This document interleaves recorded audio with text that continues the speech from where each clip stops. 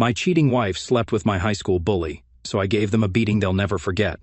In the county courtroom, I sat at the defense table alongside my lawyer. I looked up just as the jury was about to be called in. My lawyer warned me that if I were convicted of the crime, I could face several years in prison. I did it because I had no choice. Yes, I got a little carried away, but what would you have done in my position? I suppose I should start from the beginning to explain. I should provide some background so you understand why I am sitting here today. My wife Rose and I got married later in life. She was 32 and I was 34. Rose was always a blonde beauty, and I fell for her the first time I met her. After a few difficult months, we began to date. I took it seriously and married her the following year. We had both been in a few relationships, and I figured that being older and having been around the block a few times would be ideal. It worked for the first 3 years or so. Rose did not work and stayed at home. We talked about having children, and she seemed to enjoy not working, so I didn't push it. Financially, we were doing well, and I was excited to start a family. I didn't want her to begin a career only to stop to raise a family. Rose was always upbeat and outgoing. That was the problem. Most men thought she was coming on to them, and I almost got into a few fights as a result. Sometimes I believed Rose would start something just to get me going, but it never worked. I despised fighting and always tried to avoid confrontations with others. I was always trying to turn the other cheek. This was my problem until 2 months ago. I would always withdraw from a fight or a personal challenge. Rose stayed with me because I am not a wimp, as many people believe.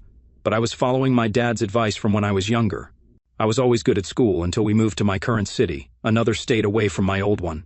I had to leave my teachers, friends, and everything I enjoyed about my old town behind. I was in 8th grade, and the new school was huge and dangerous. I tried not to tell my father so he wouldn't feel bad about the move. He had no choice financially. My mother died 2 years ago, and Dad was still dealing with the loss. At school, I was led by what I would describe as an alpha male bully. Tommy Ballinger was his name, and he had a grudge against me from the start. On my first day of school, I was about to leave when a big guy stopped me before I could board the bus. I didn't notice him at first, but when I was pushed to the ground, I looked up and saw a 6'2" monster. That's what he looked like to me. I was a small 5'3" at the time. I am now about 5'7" and weigh 185 pounds. He towered over me on the ground and was accompanied by 2 friends who were only a few inches shorter than him. They ordered me to stand up and hand over my backpack and any money I had. I slowly stood up, and I was the most afraid I'd ever been. I wet my pants because I was so scared. Looking back, it probably saved me from being beaten by these school thugs. "What's your name, wimp?" Tommy questioned me with malice in his voice. "Pete Huckey," I responded with real fear. "Rose, dear, you just got a new name at school. From now on, your name will be Pissy Pete." "Hey, everyone, take a look at Pissy Pete. He just wet his pants like a baby," Tommy informed the growing crowd around me. I looked around, and everyone was laughing at me. I was so terrified that I ran home and didn't even get on the bus. Tommy never left me alone after that. He was a junior, so I had to put up with him until he graduated 1 year later. My life was hell for the first 2 years. No girl would date me because I was Pissy Pete. Regardless of what I did, that name stuck with me, and having to carry it to school was something I dreaded. I was picked on, pushed around, occasionally beaten up, and generally abused. I thought I was a good guy, but the way I was treated at school made me wonder. I prayed that Tommy would graduate. After spending his entire school career, Tommy never showed compassion to anyone he picked on, including me. He enjoyed inflicting terror on others, and was getting really good at it. After Tommy graduated, school settled down, and by my senior year, only a few jerks referred to me as Pissy Pete. I graduated with honors and was the valedictorian of my class. I attended a good college and became a design engineer.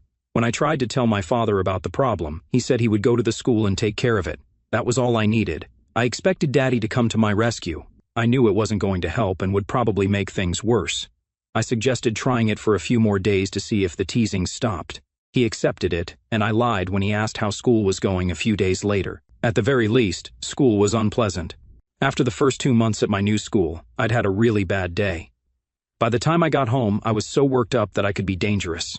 My smaller and only brother took something from me. I still don't remember what it was. All I knew was that he was in the firing line. We started arguing with my father, who was sitting in the next room. All of the bullying and problems in my life came to a head. I pushed my brother against the wall, pointing my fist at his head. He ducked at the last second, and I hit the wall with my fist. We lived in an older house, and the walls were made of plaster with wood slats behind it, which caused a 3-foot hole in the wall, and even broke 2 of the boards where my little brother's head had been. Dad entered the room and freaked out when he saw the damage. My brother was crying and yelling, "You could have killed your brother, in your room right now. You are grounded for the next 2 months." I was grounded and still being bullied at school. Those were the 2 longest months of my life. My father taught me that my temper could get me into trouble and possibly kill someone. I knew deep down that if I'd hit my brother, I could have killed him. That lesson has stayed with me until this day. That is why I would prefer to walk away than fight. Now that I've given you some background on my life, I'll explain what started about 3 months ago. I usually call home before lunch, and Rose has it ready for me. I forgot to call her today. It's only a 20-minute drive each way, which is convenient given that my lunch break is only 1 hour long. I arrived at lunchtime as usual. As I walked through the door, Rose was on her hands and knees scrubbing the living room rug. Our rug had size 13 mud prints. The tracks appeared to lead directly from our front door to our back bedroom. "Rose, who made such a mess on our new rug?" I asked her. "Leo, our building superintendent, hired a new guy to check the smoke alarms. He entered with dirty feet and didn't wipe them off," she replied. The response almost sounded scripted. "Okay, but I'm going to jerk Leo the first opportunity I get. We have white rugs and he should know," I responded back. "Don't worry about it, Peter. I'll talk to him. Allow me to handle everything," she told me. After that, I ate my lunch and stopped thinking about it. That week, I noticed Leo emerge from one of the other apartment buildings. I summoned him over to speak with me. "Leo, how are you doing?" "It's been a while since we spoke," I told him. We discussed sports and the weather, and I suddenly remembered what I wanted to talk to him about. "Leo, the other day your new guy came in to check the smoke alarms in my apartment and tracked mud from his shoes all over my lovely white rug," I informed him. "First and foremost, he is not my new guy," Leo told me with annoyance in his voice. "Sorry, Pete." He paused for a second to control his temper. "But this guy has already gotten to me, and I normally don't let anything bother me, but this guy does. His name is Tom something. It starts with a B. I don't remember. Corporate hired him after I told them I needed more assistance. He was to be my part-time man, doing the tasks I needed done," Leo informed me again. "But this jerk arrives on the first day thinking he is my boss. He started telling me about my and his schedules, as well as how things would work around here," Leo kept telling me. I made it clear to him what his role was here, and he was not pleased. He had wild eyes that suggested he could turn on you at any moment. I was about to give him his walking papers right there, but he still had that look in his eye. I believe if I fired him, he would have beaten me up, perhaps even worse. "I'm going to notify corporate and have them fire him. He's a big guy who's supposed to be handy with a wrench. If you ask me, he was a great jerk from the start," Leo told me. "Besides, Pete, I checked the smoke detectors 3 weeks ago. I informed your wife that the 2 back smoke detectors needed new batteries. I returned and even installed them for her. Tom had no reason to test the smoke alarms." "That isn't his job," Leo told me with no love in his voice, which left me wondering. After I finished talking to him, however, it slipped my mind until another incident occurred a few weeks later. I was about to grab another pair of sneakers from my closet when I remembered I had left them under the bed. As I looked under my wife's side of the bed for them, I noticed a pair of muddy shoe prints in size 13, similar to the ones I saw my wife cleaning up a few weeks ago. They could only have been made if the person who wore them removed them and placed them under my bed. My wife would do that with my shoes out of habit. These appeared to be the only tracks she did not clean up. On the same day, I took some socks from my drawer and realized they weren't mine. My feet were never that large, size 13, and they were a color I never purchased. I even tried them on, and it was funny, at least until I seriously considered the implications. Now, how did someone else's socks end up in my sock drawer? I became increasingly concerned as I reflected on the situation. Then my neighbor, Mrs. Adams, who lives directly across the hall from my apartment, asked me one morning, "Is your apartment fixed yet?" I had no idea what she was talking about. "Sally, I had no idea anything was broken in my apartment," I responded with a questioning look. "It's just that the new big fix-it guy was constantly repairing things in your apartment. You should ask your wife," she ended with a strange look at me. Her expression revealed more than I wanted to know. Sally was a busybody, but she was always aware of what was happening in the building. This could have been her way of telling me to be careful. I had been questioning my wife's faithfulness for several months. Nothing concrete, just little things here and there suggested she was cheating on me. If I answered the phone, the call would end. I thought I smelled cologne on her clothes. I asked her directly one day. She told me I was her only love. She didn't appear nervous or anything. I accepted her response and tried not to think about it anymore. I should have pressed the issue further, but I did not. I completely trusted her. When Rose reads this story, she might think to herself, "Boy, he sure is a dumb butt." In my defense, I loved and trusted Rose. Yes, I was love blind. I also believed that, deep down, I didn't want the confrontation with my wife yet. That's how things were until the day my life changed forever. I was feeling sick at work, so I left early, even before lunch. I walked into my apartment and immediately knew something was wrong. We live in a one-story apartment. Our bedroom is in the back, so you can't hear if someone knocks on the front door or walks in. As I began to walk back to the bedroom, I heard voices. Rose was moaning loudly, and another male voice mentioned how nice her privates felt. I knew it was bad, but I wasn't sure how bad it was. I lost all love for my wife at that point. The heat didn't start until I realized who she was with. I can't believe your husband doesn't realize what a fool you are. If you were my wife, I'd lock you up whenever I left. A private like yours is 1 in a million. Besides, you give the best head I've ever had. You could suck a pool ball with a straw. The stranger laughed as he spoke to Rose. Tommy, just screw my brains out. I don't want my husband to catch us, and he might come home for lunch, Rose informed him. Who cares, Rose? You said he was a wimp and never fought. I'll kick the crap out of him and then screw you while he lies on the ground beneath us, Tommy bravely said. I don't want to hurt him, Rose defended me, saying, while he is passive, he is actually a good guy, sort of. Her voice conveyed that she did not believe her own words. That really hurt more than I can express. The woman in your life thinks you're a coward and a wimp. There are no words to express how I felt. To this day, I don't remember doing it. Fortunately, just as I approached the bedroom door, I turned on my small video and sound recorder. It's smaller than a cigarette lighter and wouldn't be noticeable in your shirt pocket. I used the recorder for work. My new boss, Bill, was stealing my designs and calling them his own. He made me look bad in meetings so that he could look good. I began recording our conversations. My good friend suggested it. I recorded the conversation so that I could prove my boss's actions or inactions. He threw me under the bus at least once a week. He assumed I was a wimp. Tommy also threatened me while the recorder was turned on. I'd heard that voice before, and it brought back a flood of memories at once. No, don't tell me it's him, I told myself. I'd had enough. I walked up to the open bedroom door and saw Tommy Ballinger, my old high school bully, screwing my wife from behind. That image will remain in my mind until I die. How do I describe how I felt at the time? I stood there watching my wife of 3 years be screwed by the person I despised the most in the world. I hated my wife now, and I especially hated Tommy. At that moment, I just froze and watched as he repeatedly screwed my wife. I awoke from my memory nightmare and had had enough. What do you think you're doing? Get out of my apartment! I yelled at them both with the most rage I had ever heard in my voice. The expression on my face must have said it all.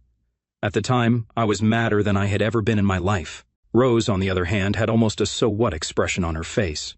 Wimp, you're not going to do anything anyway, right? You never do. My wife appeared startled and surprised for only a few seconds before giving me that look. Tommy simply looked at me and began to laugh. Carrie, do not tell me that you married Pissy Pete. My God, I thought I had a reason to worry, he replied to my wife, laughing even harder. She questioned Tommy, trying to make sense of my new nickname.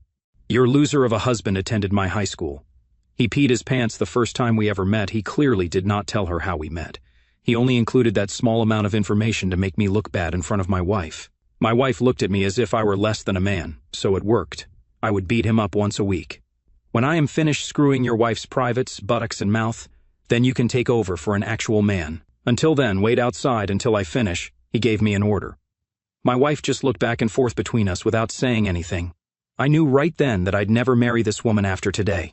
By the way, Pissy Pete, I'm on the clock right now, and my salary is derived from your rent payments. To add insult to injury, you are literally paying me to deceive your wife right now. How does that feel, you little crap? Tommy bragged to me. As he asked me the last question, he returned to my wife and began to screw her again. She simply looked away. I'll say this only once, get out of my apartment, I yelled at him. I was prepared for whatever Tommy had to offer me. I was enraged at that moment. I was almost shaking from rage. Well, Pissy Pete has a set of balls, he remarked sarcastically. I'll take care of that. I gave you a chance to leave, wimp. Now I'm going to give you a beating like you never received in high school, Tommy told me as he pulled his privates out of my wife, got off the bed, and approached me in the doorway.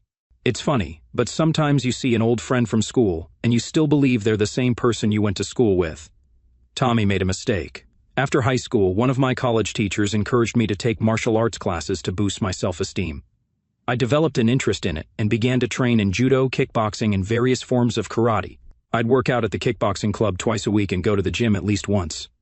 I have followed that routine every week for the past 6 years. Rose never went with me, so she assumed I used the stair stepper or something at the gym. However, I would spar at least twice a week. Initially, my teachers struggled to persuade me to spar with someone. I could still see my brother's terrified expression when I attempted to punch him all those years ago. They told me it was like learning to read but never picking up a book. An excellent analogy, I thought. Finally, I started sparring and got quite good at it. I would pull my punch and never intended to hurt anyone. They claimed that my strength was in my speed. I could throw a mean punch if I wanted to, but the past came back to haunt me all at once. I considered running away for a split second. The little boy terrorized by the big bully remained somewhere in me, but something more powerful was emerging. All of my anger and rage, stored inside of me for years, suddenly burst out. Tommy attacked me with a powerful punch. He moved very slowly for his size. I moved to the right, and he completely missed me. That's when I went after him. I pushed up on his elbow as I struck the top of his wrist and hand. This action caused his elbow to snap with an unpleasant crack. I didn't care. I was just getting started. After crying out in pain, he attempted to lunge at me with his remaining good arm and body. I just stepped aside and directed his entire weight into the doorframe I was standing next to. His head hit it with another crunch. While my wife was screaming from the bed, still hiding under the covers with only her head peeking out, I ignored her and went about my business. Tommy got up again. I was impressed, but he was not bright enough to stay down like he should have. I moved to the center of the room where I had a clear fighting space. If Tommy had been standing, I doubt I could have reached him with my foot, but he was slightly bent over, so I spun around and hit him with the hardest roundhouse kick I've ever done. My wingtip shoes pushed several teeth from his mouth, and blood also came out. He screamed, and I used the split-second delay to launch my knee into his chest where he was bent over, holding his mouth with his only good arm. I could feel several of his ribs crack, and I'd had enough of this nonsense. I swiped his legs with mine, and he fell down immediately. I recall my instructor telling me that if you take an enemy down, keep him down. I jumped on his 2 ankles with all of my weight and felt at least 1 crack. I delivered several well-placed kicks to his groin, and I could feel them squish as my fancy dress shoes did their job. He was still naked and moaning when I drop-kicked him in the head. The room fell silent except for Tommy's low, quiet moan. I couldn't resist the urge to give him a matching set, so I broke his other arm in 2 spots. I also jumped on his kneecaps to make myself feel better. It greatly improved my attitude toward Tommy. Now that's adding insult to injury, I told him, as I kicked him in the side of the head again, causing him to pass out. What I did may appear cruel, but I never remember Tommy giving anyone a break or simply leaving an unfortunate student alone. He was a complete jerk, and I felt no mercy for him. He was an enemy of the worst kind, and I treated him accordingly. Rose was looking at me with fear and wonder. I hadn't raised a finger in front of her in the entire time she'd known me, not even when other men attempted to pick her up. Sometimes I believe she did it on purpose to see what I would do. She actually thought I was a wimp. I could tell by the look on her face that she didn't think that anymore. She just saw me kick the crap out of a guy who was over 8 inches taller and 100 pounds heavier than me. Every time you flirted with other guys in front of me, I understood what you were doing. One time at the downtown bar, I didn't think you wanted me to take you away from one of those apes. So, if you've ever wondered if that other guy was bigger or stronger than me, he probably is. And I could just point to all the losers the same thing I did with your jerk boyfriend. You see, Rose, a real man can walk away from a fight and know he could have won. When I was younger, I almost killed my little brother Billy, and I learned how to control my temper. That's what a real man does. He acts like a man, not the crap that jerk on the floor was doing. You made the classic mistake, Rose. Never confuse kindness with weakness, I informed my wife. I've always treated you with love and respect. That time has passed forever. Rose, you are a cheater, and I want you to leave. Once I am gone, I don't care where you go or what you're doing. If I see you in this apartment again, I'll make what I did to your boyfriend look like childish behavior, I told her with the most rage I'd ever felt toward her. She simply looked at me with large saucer-shaped eyes and said nothing. I turned and left my apartment without saying anything. I wouldn't touch her again. Tommy Ballinger had put his privates in her. Never again. I returned to work for some strange reason. It felt more like home than my own apartment. About a half hour later, the cops arrived and took me downtown. Word spread quickly that I kicked a big guy's butt and sent him to the emergency room. I didn't get a scratch or a good workout from the fight I gave Tommy. I told my boss, Bill, as the cops led me away in handcuffs, "You're up next, you backstabbing piece of crap." "I'll be back," I told him with the same rage I felt toward Rose. He appeared terrified after hearing the rumors about the big guy I just beat up. I remained downtown for the rest of the day until a close friend posted my bail. I returned to work and went to find my boss. I figured since I was already in deep trouble, I might as well clean house. When I got there, I was told he had quit and would not be returning. The company's president then summoned me to his office for a brief private conversation. "Peter, I admire your work, but you cannot go around beating up people and threatening my employees," he informed me. I explained what happened in my apartment and what my boss was up to. I even told him I had video proof that he was stealing my designs and ideas. He said nothing but smiled. Peter, I always knew you had a strong personality beneath that mask. Bill, your boss, was a jerk, and it was only a matter of time before he left. You actually did me a favor. By the way, you are the only one I know who creates 3 completely different designs for budget-conscious clients, complete with material and labor estimates. When Bill presented your ideas as his own, I knew he was a liar taking credit for another's work. Yours, he said with an even bigger smile. Here's the name of my lawyer. He's very good, so he should help you with both your assault case and your divorce. When this is all over and you are not in jail, you will have a job waiting for you. Until then, you must stay away from here until everything is resolved. Peter, did you really kick this big guy's butt who was sleeping with your wife? He asked me with a bigger smile. Mike, yeah, but it only took about 2 minutes. It was not much of a workout, I told him, laughing. Okay, Peter, good luck and keep me updated, he finally said before I shook his hand and left. I returned to my apartment, and it was empty. Rose had taken all of her clothes and necessities. I didn't care what she took. Then, in an excited, panicked moment, I dashed to the bedroom and looked around. Sure enough, there it was, by the side of the dresser, still recording with my small pocket recorder. Well, that brings me back to my current situation, sitting in a courtroom waiting for 12 strangers to tell me where I'll be eating lunch for the next 6 to 10 years. I'd take whatever came my way and didn't expect to be acquitted. I really messed Tommy up. I was charged with several legal-sounding terms that essentially meant I kicked his butt. They read a long list of Tommy's injuries. It was not enjoyable at all. If I started at the top and worked my way down, I'd find a large cut on his head, punctured eardrum, concussion, broken jaw, missing teeth both north and south, broken, shoulder, 2 broken arms, 1 broken wrist, 7 broken ribs, 1 missing testicle, 2 shattered kneecaps, 1 broken leg, 1 broken ankle, 1 sprained ankle, and 4 broken toes. Every time he was brought into court, he was in a wheelchair, completely bandaged. I should have felt pity, but I couldn't find it. This man didn't deserve any. I'd laugh to myself and call him my new nickname I gave him, Toothless Tommy. I tried to be serious and calm in court. The jury still had a difficult time seeing me, a 5'7" design architect weighing 185 pounds, severely beating up this massive 6'3" big guy. I looked up and saw the jury enter and sit down. The foreman remained standing. The bailiff summoned everyone to order, and the judge inquired whether the jury had reached a verdict. Yes, we do, Your Honor, the head jury foreman informed the court and the judge. We found the defendant not guilty of all charges. He addressed the room as it erupted in noise and commotion. He looked at me and winked. I had to do a double take to process what I just witnessed. The president of my company then turned around and congratulated me, telling me to take the rest of the week off before returning to work on Monday. I shook his hand and received hugs from my friends and other well-wishers. Even Leo was there, congratulating me and giving Tommy the finger as he looked over. Tommy's expression was priceless.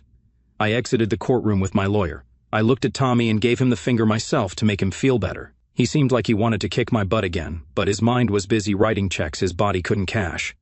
I smiled as I exited the courtroom a free man. As I was leaving the hallway, I noticed the jury's head foreman standing behind me. He motioned for me to approach and talk to him. Hello, Mr. Huckey. My name is Harry Peterson. I'm glad you got off on all charges. Like everyone on the jury, I believed you were acting in self-defense. On a personal level, you had nothing to worry about. That's why I took the job as foreman. I wanted to make sure you were free. The video recording of the event provided the proof we both required, he confessed to me, his voice low. Why would you want to do that for me? I asked him as he smiled at me and extended his hand to shake mine. Mr. Huckey, I was a year ahead of you when you attended my high school. Tommy picked on me until my mother transferred me to another school. He made my life miserable for the entire time I was there. That stupid jerk had bullied a lot of people. He didn't remember me at all. I witnessed what he used to do to you too. He eventually got what he deserved. However, Peter, best of luck in the future. Remember, not all win. Just ask Tommy, he said as he walked away from me with a big smile on his face. My wife came up to me just after that and wanted to know if we could talk. I told her no and said she should move on with her life because I was going to too. I do love you, Rose, but I can never love you again. It hurts too bad to say in words. With that, I turned away and left her standing there in the hallway. The recording I made showed Tommy making fun of me and not leaving the apartment when I asked him to. My wife said nothing, so the jury took that to mean she agreed with me. Tommy was asked to leave a second time. Again, no response from Rose. And then he attacked me. You can see the fight up until he gets thrown into the doorframe by me. The recorder went flying face down by the dresser after that. I watched the playback and listened to the audio of when the cops came in. My wife said I started it and that I beat up Tommy for revenge. You could later hear her saying to herself how she was going to talk to me and what lies she was going to tell. I could hear her making up a new story as she went along. She never even seemed to be sorry about cheating on me.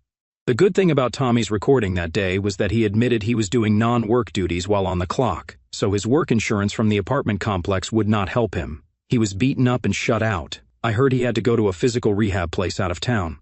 He would never be the same again. His family had to foot the bill too. Well, I was in for some surprises when I got back to work on that following Monday. My office was cleaned out, and my stuff was moved to my old boss Bill's office. I now had Bill's old job and was my own boss now. That was sweeter than sweet. Also, around the office, the women started to take notice of me, and at least 4 came up to me my first week as boss and asked me out on a date. They asked me out, can you believe it? I found out later that the president was telling people I was a retired special forces guy who was a spy for the government part-time between designs. The women in my office all ate it up, and I am now looked at with some kind of mystery and intrigue. Imagine that. Rose and I are now divorced, and I have been seeing some women at work and a few outside. I miss her, but just the thought of Tommy's privates in her is enough to never want to see her again. I appreciate each and every one of you listening to my story today. 6 months have passed since I walked out of that courtroom a free man. Life has a funny way of turning the page when you least expect it. I settled into my new role as my own boss, and the office buzzed with a different energy. The rumors about my supposed special forces past lingered, and I didn't bother correcting them. They added a layer of mystique that made my days more interesting. Women still approached me, and I went on a few dates, but my heart wasn't fully in it. The ghost of Rose lingered, not as love, but as a lesson in trust and betrayal. I moved out of the old apartment. Too many memories stained those walls. My new place was a small loft downtown, with big windows that let in the morning sun. It felt like a fresh start. I kept up my martial arts training, but now it was less about proving something and more about finding peace. Sparring sessions at the gym became my therapy, each punch and kick a release of the anger I hadn't realized I was still carrying. One Saturday morning, I was at a local coffee shop, sketching designs on a napkin, a habit from my engineering days. The bell above the door jingled, and I glanced up out of instinct. A man walked in, tall and broad-shouldered, with a familiar swagger that sent a chill down my spine. It couldn't be. But as he turned to scan the room, I saw his face, scarred, slightly crooked from a poorly healed jaw. Tommy Ballinger, Toothless Tommy, as I'd called him in my head. He wasn't in a wheelchair anymore, but he moved with a limp, and his left arm hung stiffly at his side. Our eyes met, and for a moment time froze. I braced myself, expecting the old rage to flare up, but it didn't. Instead, I felt a strange calm. Tommy hesitated, then approached my table, his expression unreadable. "Pete Huckey," he said, his voice rougher than I remembered, probably from the damage to his throat. "Didn't expect to see you here." I leaned back in my chair, keeping my tone even. "Tommy, you're looking mobile." I couldn't resist the jab, but I kept my face neutral. He let out a dry laugh, wincing slightly as he sat down across from me without asking. "Yeah, took a while to get back on my feet. Doc said I'd never walk right again. Guess I proved him wrong." I didn't respond, just sipped my coffee and waited. He shifted uncomfortably, his bravado fading. "Look, Pete, I ain't here to start trouble. I've had a lot of time to think, stuck in that rehab place. What I did to you back in school with your wife, that was messed up. I was a jerk, worse than that. I don't expect you to forgive me, but I owe you an apology." I studied him, searching for a hint of the old Tommy, the bully who thrived on others' pain. He looked smaller somehow, not just physically, but in spirit. The apology caught me off guard. Part of me wanted to throw it back in his face, but another part, the part that had spent years learning to walk away, knew it wouldn't change anything. "You made my life hell, Tommy," I said finally. "Not just in school, but with Rose. You don't get to erase that with a few words." He nodded, his jaw tightening. "I know. I'm not asking for a clean slate, just wanted to say it." He paused, then added, "I'm leaving town next week. Got a job offer in another state, something small, trying to start over. Thought I'd clear the air before I go." I didn't know what to say. The Tommy I knew would have never admitted fault, let alone apologized. Maybe the fight had broken more than his bones. Maybe he'd finally seen himself for what he was. "Good luck with that," I said, my voice flat. "Don't come back." He stood, gave me a nod, and limped out of the coffee shop. I watched him go, feeling a weight lift I hadn't known I was carrying. It wasn't forgiveness, but it was closure. For the first time in years I felt free, not just from Tommy, but from the scared kid I used to be, from the husband who trusted too blindly, from the man who thought he had to prove his strength with his fists. That evening I went to the gym and sparred harder than I had in months. Not out of anger, but out of a new kind of energy. I was building something now, not tearing it down. My designs were getting noticed, and the company president hinted at a promotion to lead a new division. I started mentoring a young engineer, a shy kid who reminded me of myself at his age. I told him what my dad told me: control your temper, but never let anyone mistake your kindness for weakness. As for Rose, I heard through a mutual friend that she moved to another city. Part of me hopes she finds peace, but I don't dwell on it. My life is here, in this moment, with new challenges and new faces. I'm not Pissy Pete anymore, and I'm not the guy who snapped in that bedroom. I'm just Peter Huckey, and for the first time, that feels like enough. If you're still listening to my story, thank you. Life's a messy thing, full of twists you don't see coming, but every scar, every fight, every apology, it's all part of the road. Keep moving forward and don't let the past define you. If you've got a story of your own, share it. You never know who's listening or how it might change them. Take care and stay strong.